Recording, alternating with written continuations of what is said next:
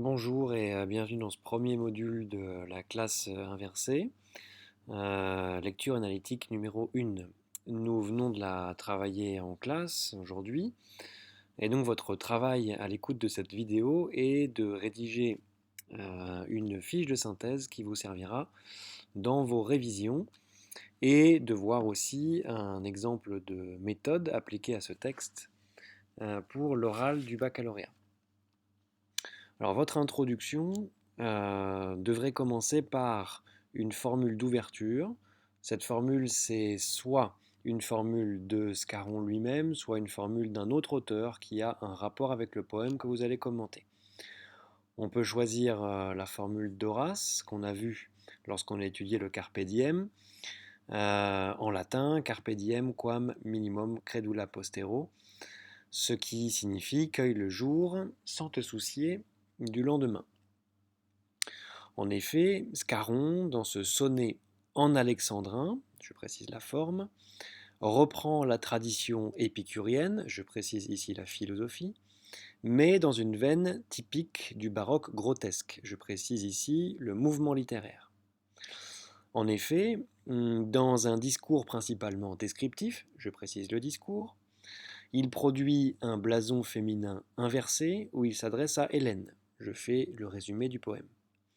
Hélène, symbole de la beauté dans l'Antiquité, dont il souligne paradoxalement la laideur des dents dans un registre satirique. Je précise donc le registre, d'où l'utilité des fiches que je vous ai infligées au début de l'année. L'auteur lui-même, paralysé par la maladie, donc là vous reprenez tous les éléments de la fiche auteur que vous avez produite. Donc l'auteur lui-même, paralysé par la maladie, se moque de sa propre condition lorsqu'il s'adresse à cette femme. À ce moment de l'introduction, vous produisez votre lecture. Je vais lire par souci du fait que la vidéo soit courte, pas plus de 15 minutes supportée par YouTube. Je vais seulement vous lire le premier quatrain. Faites bien attention quand vous lisez au rythme des alexandrins. Vous faites voir des os quand vous riez, Hélène, dont les uns sont entiers et ne sont guère blancs. Les autres, des fragments noirs, comme de l'ébène, et tous, entiers ou non, carriés et tremblants. Alors dans la lecture, vous faites attention au E que l'on prononce, comme le E de autre ou le E de comme, puisqu'il se situe juste avant les consonnes.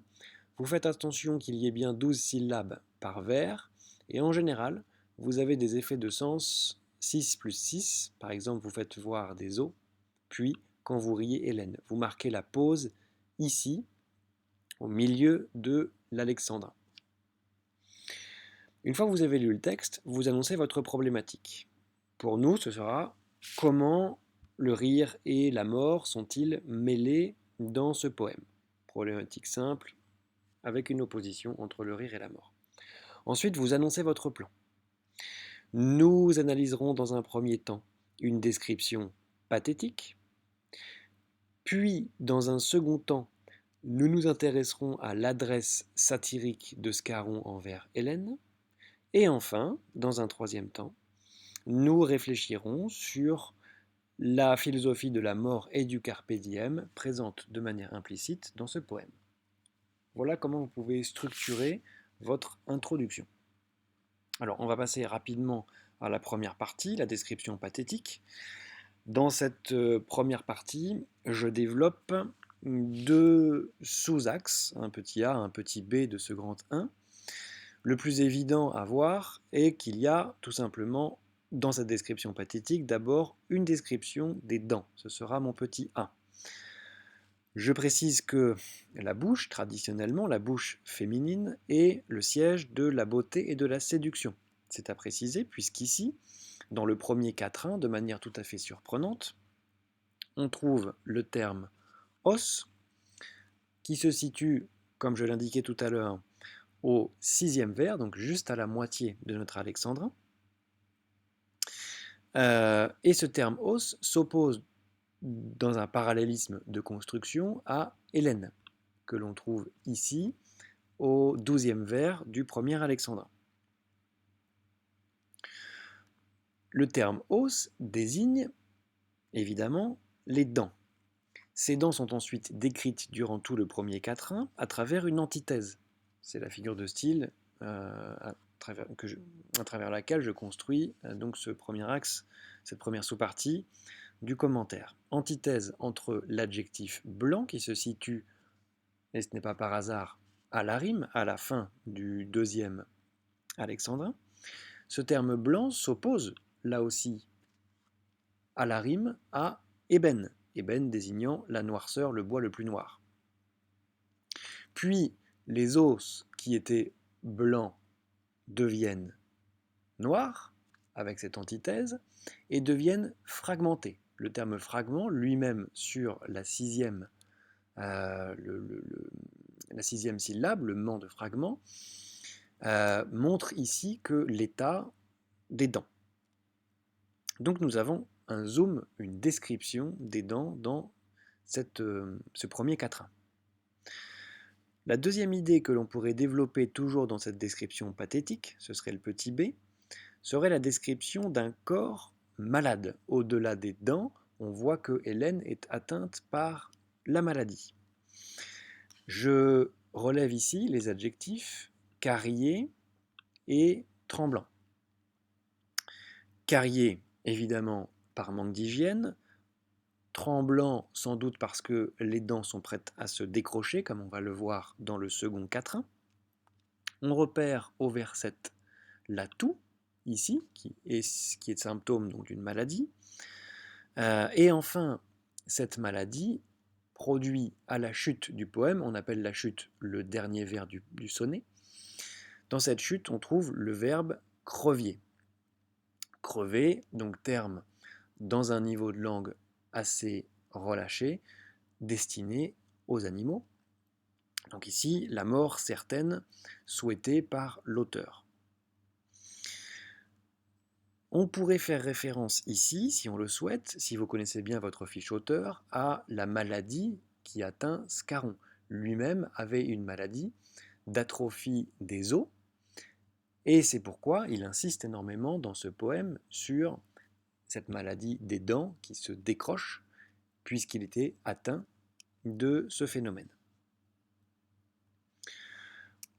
La transition entre les deux grandes parties serait la suivante.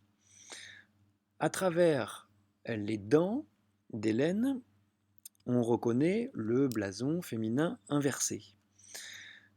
Qui est donc cette femme? Qui est donc cette Hélène dont Scarron nous parle? Et donc, en quoi s'agit-il d'un portrait grotesque à travers l'adresse à Hélène? C'est la deuxième partie. Donc, l'auteur s'adresse à Hélène de manière satirique. C'est ce que j'avais annoncé, une adresse satirique. Adresse satirique, petit a, du grand 2, l'adresse à Hélène. Comment l'auteur s'adresse-t-il à Hélène? On voit qu'il s'adresse à elle de manière dominatrice. C'est l'idée que je vais développer. Il s'adresse de manière dominatrice à travers des impératifs. Donc là, on peut s'amuser à repérer les impératifs dans le texte. Donc là, ici, on a d'abord un mécanisme de défense. Ne vous mêlez donc plus du métier de rieuse. On a un impératif ici, riez de tout votre soul, qui est répété 2 fois au vers 1 et de nouveau au vers 6. Ils ne sont pas placés par hasard. On pourrait relever aussi fréquenter, de nouveau à l'impératif. Et on se demande, durant tout le poème, qui est la source de ces impératifs au niveau de l'énonciation. On trouve la source à la fin à travers le pronom COD me, complément d'objet direct me, il me suffit, il suffit à moi. Et donc ce me fait évidemment référence au poète à Scarron. Voilà pour l'adresse à Hélène. Alors, il s'adresse à elle et il en dresse un portrait grotesque. Donc là, on fait référence au mouvement littéraire du grotesque, à travers en particulier l'hyperbole, l'exagération, Hélène est réduite finalement à un trou noir, une bouche dépourvue de dents. Dans la gencive, ils ne tiennent qu'à peine, le il ici faisant référence aux os, et il est placé exactement au même endroit dans le premier vers du second quatrain, donc là on a très clairement un parallélisme, os et il. Donc ces dents ne tiennent pas dans la bouche. On a de nouveau une hyperbolisation du rire, vous éclatez à vous rompre les flancs, hyperbolisation associée à l'animalisation ici, à travers le terme flanc qui ne désigne normalement que les côtés d'un animal, les côtes d'un animal. On trouve ici, dans ces deux vers, je pense, le portrait grotesque, puisque il exagère en disant que l'haleine de Hélène, Hélène, haleine, on retrouve ici le jeu de mots à la rime, serait tellement toxique qu'elle mettrait à ses pieds ses dents. Donc je m'exprime autrement, cela veut dire que son haleine sent tellement mauvais que ses dents tomberaient à cause de sa toxicité, ce qui paraît évidemment impossible. Il s'agit donc d'une hyperbole. On appelle ça autrement, une autre figure de style, quand il y a une telle exagération qu'elle en devient incroyable, on appelle ça un adunatone. A-D-Y-N-A-T-O-N. Adunatone. Le petit c de la deuxième partie concernerait l'humour. À travers l'adresse à Hélène, petit a, l'animalisation grotesque, petit b, finalement, Scarron nous fait rire noir, l'humour noir. Ce serait le petit c de mon grand 2. Alors, il nous fait rire à travers un jeu de mots que l'on trouve ici, les pieds déchaussés. Alors, il y a une parodie du discours amoureux. L'expression « peut les mettre à vos pieds » désigne normalement un mécanisme de séduction. Mais ici, ce ne sont pas les amants que Hélène va mettre à ses pieds, mais ses dents, ses propres dents. Donc ici, on a une parodie du discours amoureux qui peut s'avérer comique, en tout cas évidemment satirique. Et puis, on a ici un jeu de mots sur les pieds, puisque pied est accolé à l'adjectif déchaussé.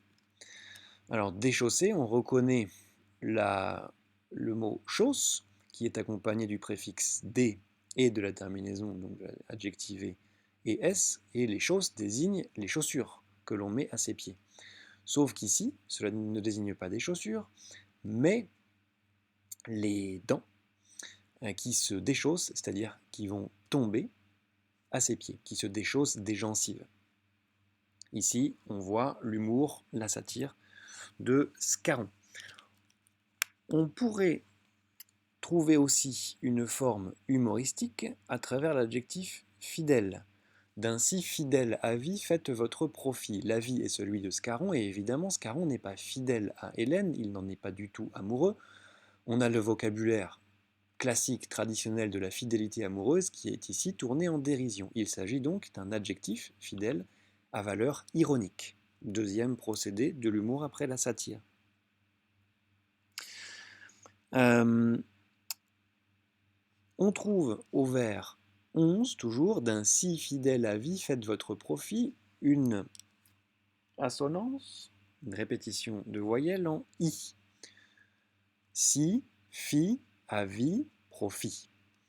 Ici, je pense que cette assonance peut produire un effet humoristique, comme si l'auteur se moquait, on entendait son rire, le rire en hi hi hi, qui pourrait se moquer, tout simplement, de Hélène. Et on retrouve ici le i dans rier, répété 1, 2, 3 fois, dans vilaine ici, dans crevier ici, dans rire et dans suffit. Donc là, on a un phénomène suffisamment récurrent qui revient suffisamment pour pouvoir dire que Scarron joue sur cette sonorité.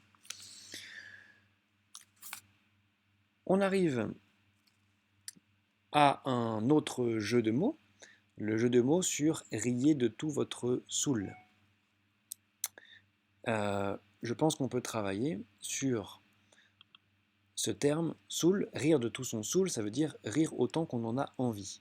Mais cela veut aussi dire être ivre, ne plus savoir ce que l'on fait. Je pense que l'idée d'ivresse chez Hélène, qui est peut-être la cause de sa maladie, on la retrouve ici. Vous branlez la tête, elle n'arrive plus à tenir sa tête, comme quand vous êtes ivre, que vous avez trop bu, et que vous ne pouvez plus tenir sur vos deux jambes, et que votre tête va d'un côté à l'autre. Donc ici, sans doute, on a un jeu de mots sur le terme saoul. Transition entre la deuxième et la troisième partie. Nous avons vu un blason féminin centré sur le grotesque, l'hyperbolisation, l'animalisation, la satire et l'ironie, c'est ce qu'on vient de voir dans la partie précédente, le grand 2. On peut se demander si de manière implicite, Scarron ne veut pas nous transmettre ses réflexions sur la mort et sur le carpe diem. Ce sera l'objet de ma troisième partie. Dans cette troisième partie, on peut l'organiser en deux sous-parties, deux idées, la présence de la mort d'abord, et puis le carpe diem pour conclure. La présence de la mort, on la voit très clairement à travers la description finalement non pas de la chair d'Hélène mais de son squelette. On retrouve le mot os, auquel on a déjà fait référence. Ce squelette est déjà décomposé à travers les fragments, à travers la noirceur du squelette, à travers le verbe rompre ici, à travers la maladie, à travers aussi le verbe crever dont on a déjà parlé. Et surtout, je pense qu'il faudrait faire référence dans cette partie à ce vers qu'on a laissé de côté pour le garder pour la fin. Fréquenter les convois et devenez pleureuse. Cela fait référence à l'accompagnement des convois funéraires vers le cimetière. On peut penser que Scarron propose à Hélène d'accompagner son propre enterrement en riant, ce qui est extrêmement cruel, évidemment. On retrouve une oxymore à la rime entre rieuse et pleureuse, comme si Hélène riait de se voir mourir elle-même. En ce qui concerne le carpe diem, donc ce serait le petit b du grand 3, le carpe diem est très implicite ici, puisqu'on trouve l'idée de profiter de sa vie de manière assez implicite à travers une expression comme peut les mettre à vos pieds. On peut penser donc que Hélène a eu une vie amoureuse, la fidélité aussi, dont on a déjà parlé. Tremblant, on pourrait travailler sur cet adjectif-là. Hélène peut-être a fait trembler les hommes d'amour, ou elle-même a tremblé d'amour, mais c'est une époque bien terminée à cause de sa vieillesse. Donc on a ici l'image d'une femme en train de mourir, en train d'agoniser. Peut-être que les convois ici, dont on a parlé, pourraient être au contraire des convois funéraires, des convois qui accompagnent le mariage, toutes ces étapes de la vie. Mais ici, évidemment, c'est l'étape qui l'amène à sa propre mort. C'est donc un portrait très cruel de la part de Scarron, qui invite à profiter de la vie avant de devenir comme Hélène. Donc c'est un portrait à valeur généralisante. En conclusion, on peut donc parler d'un portrait baroque grotesque à visée universelle, peut-être autobiographique. Hélène ne serait-elle pas le double de Paul Scarron, l'auteur? En général, dans la conclusion, vous pouvez faire une ouverture sur un autre auteur, qui serait ici Victor Hugo, je propose Victor Hugo, dans son roman L'homme qui rit, où vous avez donc ces enfants à qui on a greffé un sourire alors qu'ils souffrent. Et évidemment, les vanités, avec ce crâne qui sourit éternellement, le sourire du squelette, auquel fait ici très clairement référence Paul Scarron dès le début de son poème. Voilà, je vous remercie pour votre écoute. Bon courage pour la fiche de synthèse.